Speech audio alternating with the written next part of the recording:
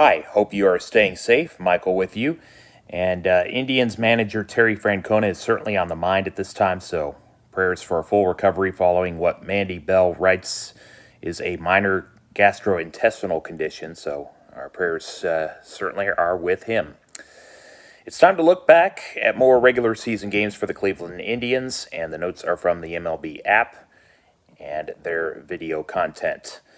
Thursday night in Minneapolis, the Indians were dialed in defensively because Shane Bieber was on point. He fanned 13 batters and gave up only 3 hits in 8 innings in the team's shutout win.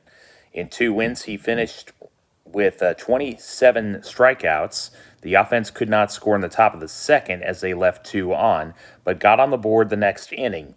With 2 away, Jose Ramirez delivered with a single, and then Francisco Lindor went deep to right center field, which gave Cleveland a 2-0 lead. In the 6th, Jose Barrios was relieved for Zach Littell for Minnesota.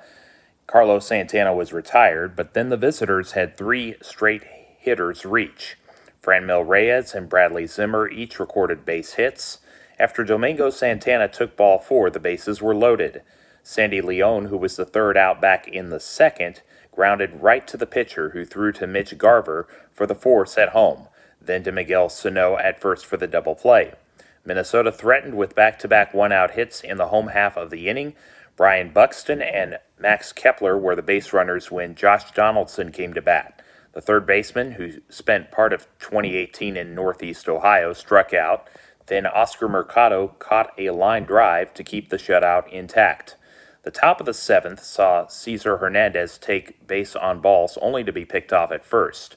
Ramirez then walked and would advance into scoring position during Lindor's at-bat. The shortstop would line out to Buxton in center field, which prevented a third Cleveland run. The good news was that the final 9 batters would be retired in order, which included the final 3 by James Karinchak, who got his initial save. Barrios lost his first game, and the Indians took the first of a 4-game series with the Twins. Friday was a different story. Mike Clevinger opposed Randy Dobnak on the hill. Clevinger did not make the 5th inning as he gave up 4 runs and walked 5. Max Kepler led off the Twins' first inning with a solo drive to center. 4 batters later, with Donaldson at second and Nelson Cruz at first, both were driven home on Eddie Rosario's RBI double, making it 3-0. Alex Avila led off the bottom of the second with his first home run of the season. The Indians' offense then strung together a threat in the next half inning. Domingo Santana got a free pass. Though he was retired on a force out, Hernandez made it first and second with 2 outs with Ramirez at bat. He could not extend the inning as he hit the bat right at Marwin Gonzalez to end the frame. The bottom of the 4th could have gotten away from Cleveland as 3 of the 5 aforementioned walks by Clevinger occurred, which meant the bases were loaded with the inning left up to Ehire Adrianza after Donaldson picked up a leg injury. Adrianza swung at strike 3, which kept the margin at 4. The Indians could not carry a lot of momentum into the 5th. Phil Maton, despite giving up hits to Jorge Polanco and Cruz, got the next 3 batters, which included strikeouts of Jake Cave and Gonzalez. Against Minnesota's second pitcher of the game, Tyler Clippard, Ramirez got the 6th inning started by getting on base, then swiping second. Lindor grounded out, which advanced Jose another base. Carlos Santana was the second out, but Franmil Reyes delivered the clutch hit on an extra base hit. Jordan Luplow was unable to put a bigger dent in the Twins' lead as he flew out to Eddie Rosario in left field. Minnesota came close to answering the Cleveland run, but Mercado caught Polanco's fly ball to center, which stranded Avila at third and Adrianza over at second. Neither team was able to put up more than 1 base runner the rest of the way, and Taylor Rogers earned his second save. Dobnak is now 1 up and 1 down. Clevinger's first win would have to wait for another day. Carlos Carrasco and Kenta Maeda each got the ball Saturday. Both lasted 6 innings. One finished with all zeros, but the other gave up 3 solo home runs. Neither team put a true rally in the first 2.5 innings, but Miguel Sano changed things for Minnesota. He hit the ball a long way for his first home run. An inning later, Rosario increased the home team's lead to 2. Then, in the fifth, Sano recorded another hit that left the yard. Carrasco's last inning was one in which he worked around Cruz's hit and Rosario's base on balls. He got Garver and Luis Arias to give his side a chance. There were not many opportunities for Cleveland, but they found one in the seventh inning. Lindor got the better of Minnesota pitcher Trevor May with a single. Then Zimmer was able to get on with 2 outs, but Domingo Santana could not provide a game-changing hit, nor pass the baton to the 8th batter in the lineup as he grounded out 1-3. Rogers shut the door once again for save number 3, and Maeda won for the second time in the early days of this abbreviated season. Carrasco will try to be 2-1 in his next scheduled start, which is tonight. And Sunday was a chance to earn a split in the Twin Cities before traveling to Cincinnati afterward. Once again, they were unable to get the jump as the hosts got back-to-back hits from Kepler and Polanco to grab the game's first run. The Cleveland Bats had another slow start, while Minnesota added a homer from Garver in the second and an RBI single by Nelson Cruz next inning. The visiting team showed some bite in the fourth as Cesar Hernandez hit a double against pitcher Devin Smeltzer for 2 bases. Francisco Lindor drove him in 2 batters later. It looked like there was an opening for a crooked number. Carlos Santana got aboard, then advanced 90 feet after a passed ball, but Mike Freeman did not drive the ball far enough as the ball was swallowed into the glove of Eddie Rosario. 2 innings later, Hernandez took ball 4 with 1 out, but Ramirez and Lindor both came up empty with a chance to draw closer or even the score. Oscar Mercado was safely on first after Adrianza committed an error. Then Franmil Reyes pinch hit for Bo Taylor, but he and Hernandez were forced to take a seat. The Twins squandered 2 base runners in their half inning. Cleveland could not shake Sergio Romo in the ninth as he collected 3 outs. Smeltzer pitched 2+ innings but got the win as Minnesota took the series. Aaron Civale went to 1-1. Monday, the Indians did start much better against the Reds. Lindor hitting in the 3 spot took Sonny Gray deep in the top of the first. Gray was erratic in the second after Oscar Mercado singled to center field. The Cincinnati pitcher was charged with an error by throwing to first, then threw a wild delivery which put Mercado at third. After losing Sandy Leon, he threw another wild pitch 2 batters later, and Oscar plated Cleveland's second run. Leon would be left at second base as Hernandez could only muster a ground ball out. Zach Plesac gave up a base runner in each of the first 2 innings, and then retired the side in the third. The game went to the bottom of the fourth at 2-0 in favor of Cleveland, but the home side halved the deficit on Nick Castellanos' 5th home run. Then in the top of the 6th, the Indians tried to create more offense as Francisco Lindor hit a 1-out single to the left side, but was tagged out in his bid for a stolen base as Freddie Galvis applied the same after receiving the throw from Tucker Barnhart by home plate. Carlos Santana did draw base on balls, but Franmil Reyes was the 3rd out. There was a carryover effect for the team in red and white uniforms. Shogo Akiyama hit his way on base, which was followed up by a big swing from the bat of Joey Votto, which put the Reds ahead. After Michael Lorenzen pitched the 7th, Nate Jones was the 3rd Cincinnati hurler as Cleveland had a chance in the 8th to get back even. Greg Allen was hit by a pitch.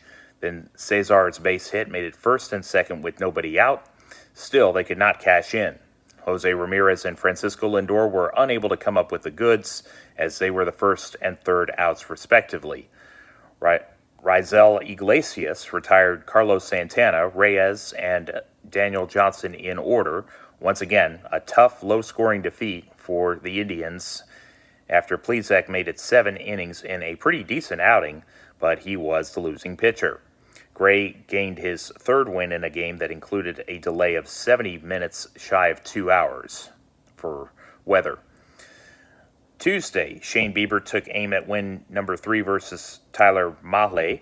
It was Cincinnati that got the scoring started. With 2 outs in the bottom of the first, Castellanos picked up where he left off, going deep to the center portion of the ballpark. Later, in the top of the 3rd, Carlos Santana had a chance to turn the game on its head with 2 runners on, but kept the ball in play for Nick Senzel to make the catch. The adversity bug struck again for Cleveland after Eugenio Suarez took Bieber yard. Though they trailed 2-0 and Senzel was on first, Bieber threw to Santana, who tagged the center fielder for the out after attempting to steal second. Male would be replaced by Pedro Strop. Franmil Reyes started out by getting on base after shortstop Freddie Galvis was charged with an error. Zimmer then drew base on balls, but it looked like Cleveland might not get a run in as Jordan Luplow and Sandy Leon had to go back to the dugout. The inning was left up to Mercado, and he was able to win the at-bat by taking ball 4. Cesar Hernandez was next to step by the dish. His single cut the deficit in half, which meant Strop's night was finished. In his place was Lucas Sims, and then Sims walked Ramirez, who scored the tying run. Lindor grounded out with the bases loaded, and the teams hit the 7th inning stretch. Carlos Santana drew a base on balls against Nate Jones, who started the 8th inning. Reyes was the next batter, and he drove the ball to center field, clearing the fence to give the Indians a 4-2 lead. Shane Bieber retrieved 2 outs before yielding a hit to Joey Votto, and that led to James Karinchak's entrance, which was shaky at first after delivering a wild pitch, and that moved Votto to scoring position. Karinchak was able to get a called third strike to Castellanos, which moved the game to the 9th inning. Brad Hand got the better of Kyle Farmer, Suarez, and Matt Davidson for his 3rd save of 2020. Bieber did not strike out as many hitters this time out, but 8 is still pretty sharp as he remained unbeaten, while Nate Jones must wait another day for a win. Wednesday, the teams made the trip to the opposite part of the state of Ohio. Mike Clevinger was able to do enough by throwing zeros, only giving up 2 hits in 5 2/3 innings. The Reds' 3rd inning saw Galvis go from first to third after Akiyama recorded a double with 1 out. Clevinger then got out of trouble when Castellanos was unable to hit the ball far enough for a sacrifice fly as Carlos Santana caught the ball in foul ground. Luplow was in position for the 3rd out at the expense of Votto. Cleveland had an opportunity to take the lead in their half of the 3rd. Leon and Hernandez reached after Teje Anton lost said batters. Jose Ramirez's single loaded up the bags, but a recurring theme is that Francisco Lindor has been searching for that key hit, and he grounded into a double play to end the inning. Zimmer did likewise in the 4th with Santana at first, but things were more positive in the following frame. Luplow reached and advanced following Leon's ground ball out. Antone gave way to Michael Lorenzen, who would give a free pass to Mercado. Hernandez's RBI single put the home team 1 run to the good. Ramirez would be retired, but Luplow's hustle from second was rewarded. Clevinger walked 3 batters in the 6th, so Dominique Leon was summoned to the mound, and he struck out Nick Senzel. Oliver Perez and Karinchak helped to set the table for Hand. There was some drama after he could not put away Senzel with 2 down, but he sat down Kurt Casale to end the game at 7 minutes past 10 local time in Cleveland. So there is one more game on tap at Carnegie Avenue versus the Reds at 10 minutes past 6 local time. The Indians hope to win the Ohio Cup as Carlos Carrasco gets his turn against Luis Castillo. The Indians are then back on the road for 3 against the Chicago White Sox starting Friday after 6. Aaron Savali and Dylan Cease are the pitchers. Zach Plesac is scheduled for Saturday. Shane Bieber and Lucas Giolito are on the bump the next day. Both weekend games began a few minutes past 2 o'clock. An off day awaits the team. Then it's back to Northeast Ohio for more interleague play. The Chicago Cubs are the opponents on the 11th at 7:10 p.m. Eastern Time for the first of a short series. So please check out the Facebook group North Texas Browns Backers page and hit the like button for the latest updates there. The text of this blog is available at http://www.mjbalesta2.wordpress.com. I am on Twitter and Instagram at mjbalesta2 and on Facebook at Michael Balesta. Archive videos on YouTube can be found by searching Michael Balesta, Roman numeral 2. And if you could, I would love your feedback on the comments section. And if you like what you see, please hit the like and subscribe buttons. Hope you have a safe and blessed week. Thank you for watching, and may God bless you. Take care.